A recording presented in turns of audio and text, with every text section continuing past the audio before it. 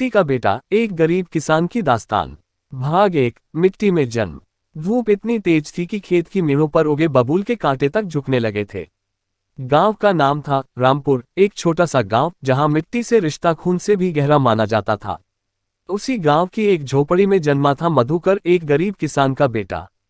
मधुकर के जन्म पर न ढोल बजे, न मिठाइयां बंटी। बस माँ के चेहरे पर एक हल्की सी मुस्कान थी और पिता गंगाराम की आंखों में चिंता की लकीरें और गहरी हो गई थीं।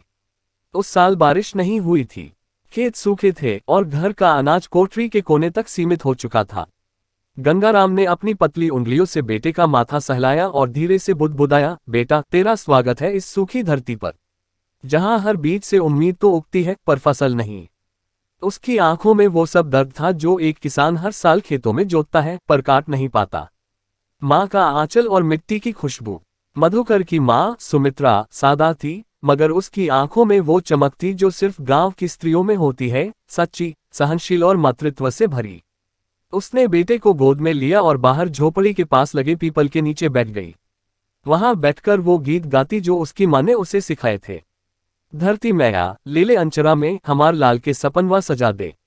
बचपन में मधुकर ने मिट्टी से ही खेलना सीखा। उसे न रंग बिरंगे खिलौने मिले, न स्कूल की सुंदर किताबें।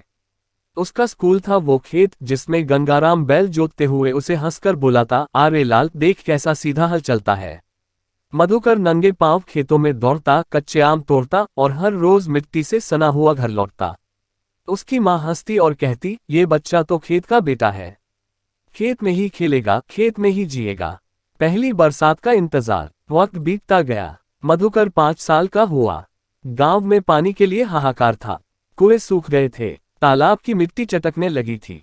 गंगाराम रोज आकाश की तरफ देखता और कहता, हे इंद्रदेव, एक बार बरस जाओ, नहीं तो इस साल बैल बेचने पड़ेंगे।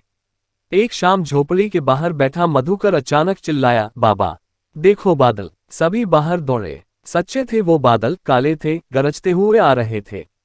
पहली बारिश की वो बूंदें जब जमीन से टकराईं तो पूरी धरती से एक अद्भुत खुशबू उठी।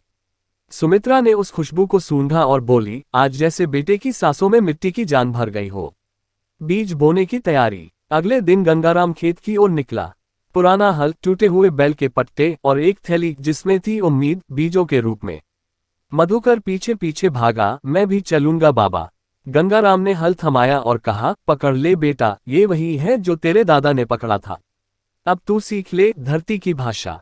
मधुकर की आंखों में चमक थी, जैसे कोई बड़ा काम करने जा रहा हो।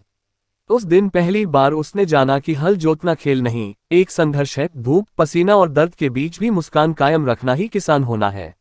भाग 2, कच्ची झोपड़ी की सुबह। रामपुर गांव की सुबह किसी नगर की तरह नहीं होती थी, जहां अलार्म घड़ी की आवाज से नींद टूटे। वहां सुबह सूरज की पहली किरण मुर्गे की बांग और बैल के गले में बंधी घुंघरू की टुन टुन से होती थी। और उस दिन भी कुछ वैसा ही हुआ। मधुकर की माँ सुमित्रा अभी अभी उठी थी। उसने चूल्हे में लकड़ी सुलगाई और गोबर से लिपे आंगन में पानी छिड़कते हुए गुनगुनाने लगी, बिना दाना पानी के कैसे दिन बीते राजा। चूल्हे की लौ से झोपड़ी के अंदर उजाला फैलने लगा। मिट्टी की दीवारें, बांस की बल्लियां और छप्पर की छत सब एक अलग सादगी का चित्र थीं। सुमित्रा ने आटा गूंथा, चटनी पीसी और चूल्हे पर मोटी रोटियां सेंकने लगी। गंगाराम और मधुकर अब तक जाग चुके थे। गंगाराम बाहर आकर पुराने पीतल के लोटे से पानी निकालकर हाथ मुंह धोने लगा। उसने आसमान की ओर देखा, बादल अब भी छाए थे। एक गहरी सांस ली, जैसे कह रहा हो, आज भी अगर बारिश हो गई तो खेत हरा हो जाएगा और बच्चा भूखा नहीं रहेगा। झोपड़ी की दरारें और संघर्ष। झोपड़ी की छत कई जगह से टपकती थी। पिछली बारिश में एक कोना गिर भी चुका था। सुमित्रा अक्सर कहती थी, एक दिन पक्की दीवारों वाला घर बनाऊंगी, जिसमें बरसात के मौसम में बाल्टी नहीं रखनी पड़ेगी। लेकिन सपना सपना ही था। गंगाराम हर साल फसल बोता, कुछ उगता, थोड़ा बेचता, थोड़ा घर लाता और बाकी कर्ज चुका देता।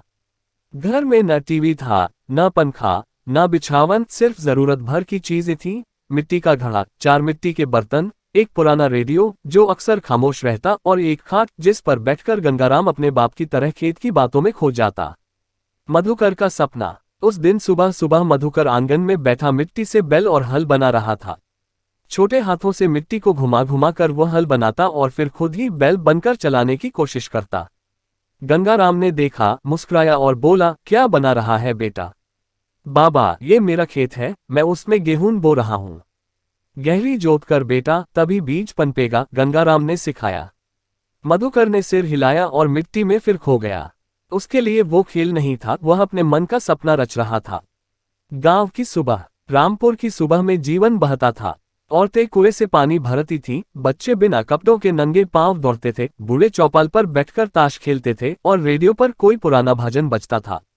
गंगाराम ने बैलों को बाहर निकाला, उन्हें चारा और पानी पिलाया और कहा, चल मधु, आज खेत में काम ज्यादा है। हल गहरा जोतना है। मधुकर उछलते हुए बोला, हाँ बाबा, मैं भी चलूंगा। सुमित्रा ने दोनों को रोटियां बांधी, साथ में मिर्च और नमक। पुरानी गमछी में बांधते हुए बोली, धूप तेज है, ध्यान रखना। कच्ची झोपड़ी में आशा। झोपड़ी चाहे कच्ची हो, मगर उसमें रहने वालों का दिल मजबूत था। हर दिन भूख, कर्ज और मौसम की मार से लड़ना आसान नहीं था, पर फिर भी वो हंसते थे, जीते थे। सुमित्रा की आंखों में न कोई शिकायत थी, न गिला। बस एक गहरी उम्मीद थी, शायद एक दिन मधुकर की किस्मत बदलेगी। गंगाराम जब झोपड़ी से बाहर निकला तो मुड़कर देखा, झोपड़ी की दीवारें कुछ कह रही थीं। जैसे हर बार की तरह कह रही हो, फिक्र मत कर गंगाराम, मैं खड़ी हूं जब तक तू खड़ा है। और वो मुस्करा दिया, वही मुस्कान जो एक गरीब किसान के पास सबसे बड़ी पूंजी होती है। भाग 3। बाबा की खाट और किस्से। गांव की गर्म दोपहरें बड़ी शांत होती थीं। सारे खेत दिन भर की मेहनत के बाद सुस्ताते थे और लोग पेड़ों की छांव या घर की दीवार के सहारे झपकी लेते। ऐसे ही एक दोपहर मधुकर अपनी झोपड़ी के बाहर नीम के पेड़ के नीचे बैठा था। उसके सामने पड़ी थी बाबा की पुरानी खाट, जो अब चरमराने लगी थी, मगर उसके ऊपर रखे हर धागे में कोई किस्सा बसता था। बाबा रामदयाल, मधुकर के दादा, जो अब ज्यादा बोलते नहीं थे। आंखें धुंधली, आवाज धीमी और हाथ कांपते थे, लेकिन दिमाग अब भी तेज था। वो खाट पर लेटते और पुराने दिनों की स्मृतियों में डूब जाते। मधुकर ने पास जाकर धीरे से पूछा, बाबा, एक कहानी सुनाओ ना। बूढ़े होंठ हिले, आवाज धीमी निकली, कौन सी बेटा, खेत की या किस्मत की? किस्मत की कहानी। किस्मत की, मधुकर बोला, वो वाली जब आपने अकेले ही पूरा खेत जोता था। बाबा मुस्कुराए, आंखें बंद की और बोले, बहुत पुरानी बात है। तब तुम्हारे पिता छोटे थे। उस साल बारिश देर से आई थी। बैल बीमार पड़ गए थे। गांव में कई किसानों ने खेत छोड़ दिए थे, लेकिन मैंने नहीं छोड़ा। अकेले ही हल उठाया, कंधे से जोता, हाथों से बीज डाले। और जानते हो क्या हुआ? क्या हुआ बाबा? मधुकर की आंखें चमक उठीं। उसी साल सबसे अच्छी फसल मेरी हुई। गांव वालों ने पूछा, कैसे हुआ? मैंने कहा, धरती माँ को देखो, वो मेहनत पहचानती है। अगर मन सच्चा हो तो किस्मत भी झुक जाती है। मधुकर की सोच में बदलाव। बाबा की ये बातें मधुकर के मन में बीज की तरह पड़ती थीं। वो खाट पर बैठा बैठा सोचता, क्या मैं भी वैसा ही किसान बन सकता हूँ, जो बारिश के बिना भी बीज बो दे। गांव के बाकी बच्चों की तरह उसे भी खेलना अच्छा लगता था, लेकिन जब बाबा बात करते तो वह चुपचाप सुनता रहता, जैसे कोई गुप्त ज्ञान दिया जा रहा हो, किसी जादुई किताब का राज। बाबा और खाट की दोस्ती। रामदयाल की ये खाट सिर्फ आराम का साधन नहीं थी, बल्कि उनकी पूरी जिंदगी की साथी थी। इसी पर बैठकर उन्होंने अपने बेटे गंगाराम को हल चलाना सिखाया था, इसी पर पहली बार रेडियो सुना था और इसी पर बीमार पड़कर महीनों तक बिना दवा के लेटे रहे थे।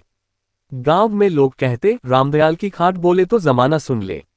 वो रोज शाम को उसी खाट पर बैठकर सब बच्चों को किस्से सुनाया करते थे, कभी अकबर बीरबल के, कभी राजा रानी के, लेकिन मधुकर के लिए सबसे खास होते थे वो किस्से जो खेतों से जुड़े होते। जैसे जब सूखे में भी एक किसान ने खेत में फूल उगाए थे, जब एक बेटे ने पिता की अंतिम इच्छा पूरी करने के लिए बंजर जमीन को हरा कर दिया।